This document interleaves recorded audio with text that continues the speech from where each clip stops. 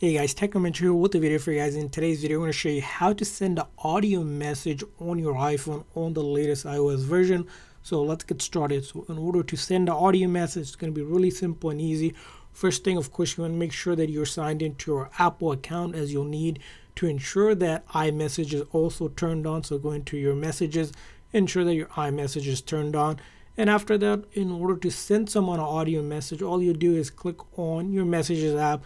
And the person should also have an iOS device like an iPhone or another Apple device that will allow them to receive it. And once you open up their message contact here, all you're going to do is send a message like you normally do. But instead of just typing up a message here, we're going to click on that plus icon right here. And then after that, you'll see the option for audio. Now, if you click on audio, it'll start recording. This is a sample audio text message. And once you're done, you click on stop. And now you can play it back. On audio, it'll start recording. This is a sample audio. And as you can see now, you have the option to cancel it and re-record it, or click on that send button. So let's go ahead and click on send, and that will send them audio message, which they will be able to receive and play on their end here.